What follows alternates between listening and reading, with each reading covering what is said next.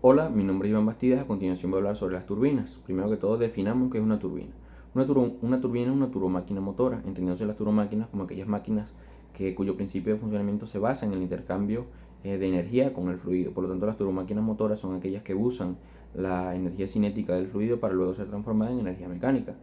Entonces definimos las turbinas como una turbomáquina motora que usa distintos tipos de fluidos, tal es el caso de los gases, vapor, el agua, entre otros líquidos, que transforma en este caso la energía cinética proporcionada por los mismos para la generación de energía mecánica, que posteriormente suele estar relacionada a la generación de energía eléctrica. En este caso, como lo mencionaba con anterioridad, algunos de los fluidos más usados en el funcionamiento de las turbinas son los siguientes. Primero que todo tenemos el gas. El gas, al ser un fluido compresible, presenta una expansión en el interior de la turbina, produciendo en este caso el torque necesario para luego ser transformado en energía mecánica. El vapor de agua sobrecalentado suele estar calentado, valga la redundancia, a altas temperaturas y altas presiones, que permiten, al igual que el gas, al ser fluidos compresibles, la expansión al interior de la turbina. En este caso presenta una caída entálpica, una diferencia de presión con respecto a la presión final de la inicial.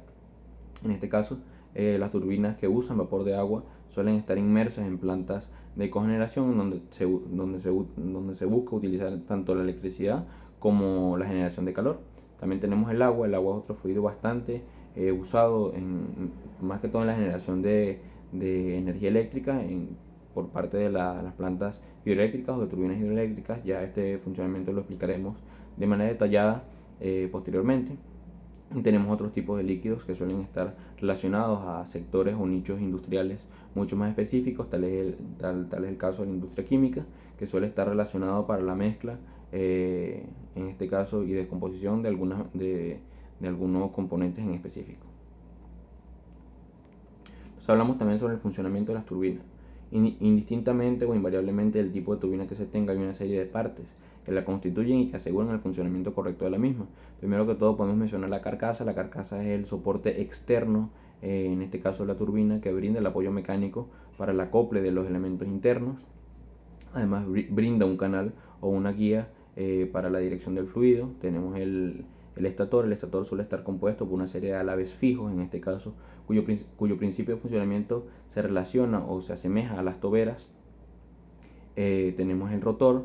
El rotor en este caso suele estar compuesto por los álabes móviles, que son aquellos que giran o que permiten el movimiento giratorio al fluido chocar contra ellos, y que luego es generado un torque que en este caso es captado por el eje, que suele estar acoplado a otro elemento mecánico, generalmente, como lo dije con anterioridad, en el caso de las turbinas, para la generación de energía eléctrica. Entonces hablamos sobre la secuencia del fluido.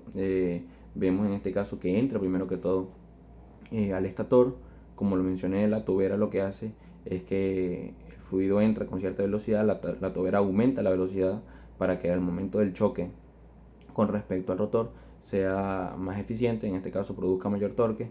El rotor produce el torque necesario para luego transmitirlo al eje y ser comunicado de manera posterior a un elemento mecánico. Hablamos también sobre la clasificación de las turbinas. A grandes rasgos, esta clasificación suele estar dado por el tipo de fluido que usan. Primero que todo tenemos las turbomáquinas o las turbinas térmicas. En este caso hablamos sobre aquellas turbinas que usan, en este caso, un fluido compresible, tal es el caso de las turbinas de gas o las turbinas de vapor. Y tenemos las turbinas hidráulicas. Las turbinas hidráulicas son aquellas en donde el fluido es incompresible, es decir, usan en este caso fluidos con densidad constante. Es importante destacar que hay otra subclasificación importante, que es según el tipo del diseño o el grado de reacción. Tenemos las turbinas de acción, que son aquellas en donde usan solamente la energía cinética del fluido, y las turbinas, es importante destacar que las turbinas de acción suelen generalmente estar compuestas por las turbinas Pelton, y las turbinas de reacción, que son aquellas en donde existe cierta variación de presión del fluido al paso interno, con respecto al paso interno en la turbina. Tenemos otro tipo de clasificación según el tipo o según la dirección de entrada del fluido al rodete. En este caso tenemos las turbinas axiales, que es aquella en donde la dirección o el sentido del flujo es totalmente paralelo al eje de rotación. Tenemos las turbinas radiales. En este caso el sentido o la dirección es paralela al eje de rotación. En este caso tenemos las turbinas mixtas, que comparten o que en este caso involucran a las dos tipos de turbinas, tanto las radiales como las axiales. Y tenemos también las turbinas tangenciales, que suelen estar compuestas por las turbinas Pelton, y es en donde el fluido entra de manera lateral o tangencial al rodete como tal. Entonces hablamos también sobre algunas de las leyes de semejanza que nos explican o que aseguran, en este caso, el funcionamiento de las turbinas. Primero que todo, son 6. Tenemos la primera ley que nos indica o que nos explica que el número de revoluciones es directamente proporcional a las raíces cuadradas de las alturas netas. Tenemos la segunda ley que nos explica que los caudales son directamente proporcionales a las raíces cuadradas de las alturas netas. Y tenemos la tercera ley que nos explica que las potencias útiles son directamente relacionadas a las alturas netas elevadas a la 3 medios. La cuarta ley nos explica que el número de revoluciones es inversamente proporcional a los diámetros. La quinta ley nos explica que el caudal es directamente proporcional, en este caso, al cuadrado de los diámetros. Y la sexta ley nos explica que la potencia útil es directamente proporcional al cuadrado de los diámetros. Y algunos de los ejemplos de aplicación, en este caso las turbinas, suelen estar dados por lo siguiente. En este caso tenemos la energía eólica. La energía eólica, mediante la construcción de turbinas eólicas, permite en este caso la creación u obtención, mejor dicho, de una energía renovable. En este caso vemos que suelen estar ubicadas en zonas bastante ventosas. Por lo tanto, se observa mediante la figura cómo en este caso empuja el aire a la hélice o al rotor de las turbinas como tal, y que suelen estar acopladas mediante una serie de mecanismos y de componentes mecánicos para la generación posterior de energía eléctrica. Esta alternativa suele ser bastante limpia y permite en este caso la generación de una energía renovable. En este caso tenemos los motores térmicos, además de ciertos usos, algunas turbinas de gas que son las que tienen características más flexibles en cuanto a aplicación, suelen estar acoplados a motores de combustión. Por lo tanto, sabemos que ciertos tipos de combustibles mezclados con aire comprimido, al ser encendidos, pues en este caso producen ciertos gases de combustión que expanden en este caso en el interior de la turbina, produciendo en este caso la generación de energía eléctrica también. Y tenemos la generación de electricidad como tal, a grandes rasgos. Primero que todo tenemos son centrales hidroeléctricas. En este caso se observa allí en la figura una turbina dispuesta de manera vertical.